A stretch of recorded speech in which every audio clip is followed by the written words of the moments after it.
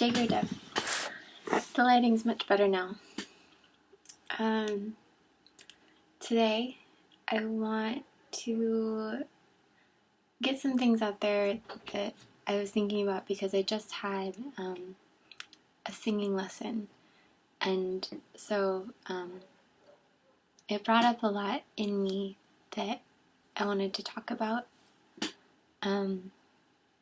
And now that the camera started, I can't think of it. And I heard my roommate out there, so I'm like getting all self-conscious, which is part of what I want to talk about today. I'm feeling very self-conscious, and something we were talking about in the singing lesson was this mask that we show the world. And so I was thinking about, on the spiritual path, how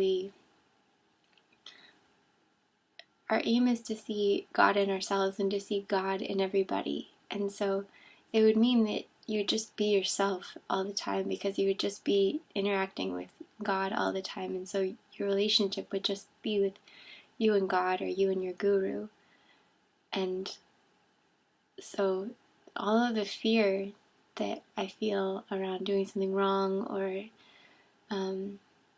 messing up, or saying the wrong thing, like I'm not being my authentic self. And I've been thinking a lot about like how in creativity they always talk about like do what makes your soul sing and stuff, and I always thought that meant that like in every moment you had to be really creative and wear bright colors and sing and dance and know all these bodily exercises. And I could see how in myself over the last couple of years I was really like accruing all of those skills, like taking a yoga teacher training and taking awareness in the body and learning about Feldenkrais and learning about food and researching eating disorder therapy and going to lots of therapy, and then going through therapy for depression and researching different types of therapy and somatic therapy and presence practice and nonviolent communication. And it was all of these things to help me like figure out why I didn't feel like I was interacting with life 100% the way I wanted to. And I realized when I was feeling it again this morning that this could be a problem for a lot of people. And so when I started studying the arts, I always thought that it meant that I was going to like reach enlightenment through art. Like I was going to create this perfect thing that was going to save the world and save me, and like really express what was in there, and like that I couldn't do it any other way. And so, but like when painting didn't work, then I went to dancing, and then I went to singing, and then I went to writing. I started writing, but so I was like trying to find all of these ways that would like really unlock this feeling that like really culminated in just depression and like hating life. And so I thought about that as she was teaching, like, because I'm taking singing lessons now, and part of me was like, oh my gosh, you're doing another thing, like just hold your horses and pick one thing and get really good at it. And for some people, they can do that. They're a potter, their whole lives they're a potter, and as a job that's very important, I'm realizing. But I always wanted it to be just like more than a job. Like maybe that will be my job, like maybe I will be a painter or a potter, and that would be awesome. I would love that. But at least I can distinguish it from my spiritual path. And so as I was learning singing, I realized that Guruji teaches painting and singing. I've said this before, and it really hit me that like it's to really start to interact with God the same way we worship deities, because we can't always see God in each other. But when you practice just relating to God on your own with your eyes closed or in a painting, then you're able to form that relationship more and more, and like understand how your soul is interacting with the divine. And that can happen through singing when you just can focus completely in. And so that's why singing and dancing and art, I feel, is important, because it's a way of worship. it's a way to celebrate life, not to become a perfect art form or to, I don't know, to like kill yourself over. And that's why it's, I believe, important that everybody has something that they can do, and it's to practice that relationship.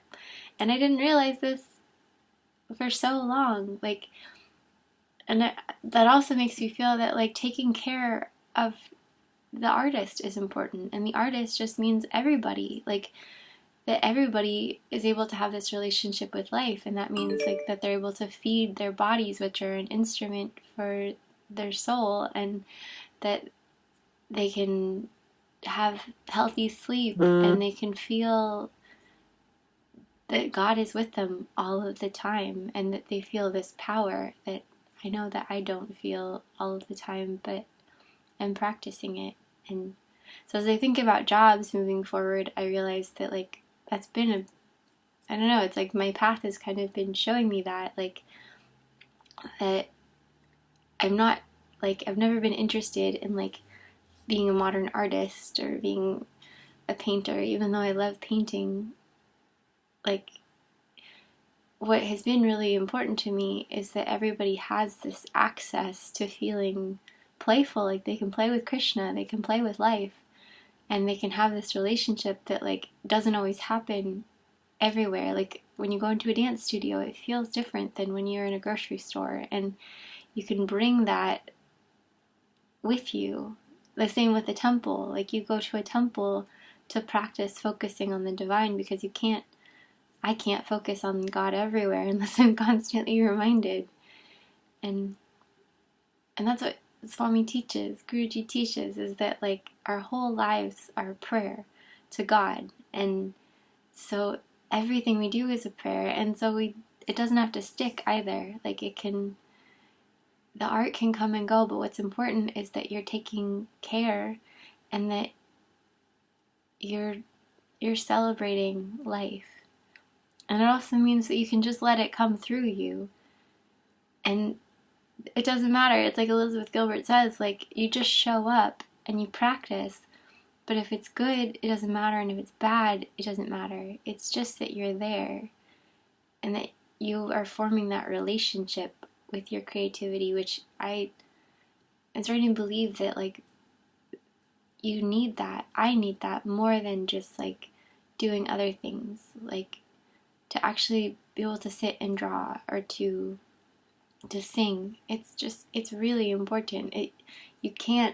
I can't get there by talking all the time, and I can't get there by worrying all the time, and I can't get there by doing chores all the time or doing homework all the time. Like, creative outlets are important because they help us form a relationship with the divine. However you see that. But this is just clicking in me that everybody is looking for God. And Guruji, who has come to show us that, like, we all go back to that. And what I'm saying, I guess, is like, I've been thinking a lot about helping other people versus like helping myself. And I spoke last night about, like, I felt really empty when I was helping my roommates, and I felt like they didn't need me, but I felt like I needed me. And so I've been thinking a lot about that. Like, when people go and help other people, it's like, it's very important to serve other people.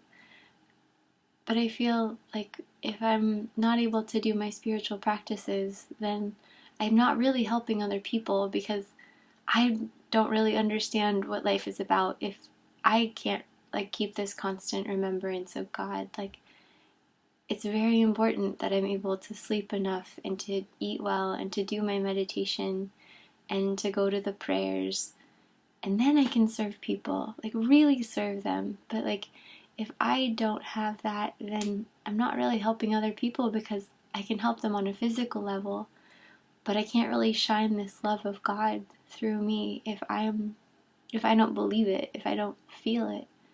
And I feel it when I form that relationship with it. So I'm looking at the clock, and it's like nearing 10 minutes, so I just want to cut it off there. But yeah, that is my wisdom for today about creativity and the divine and taking care of ourselves. Okay, I love you.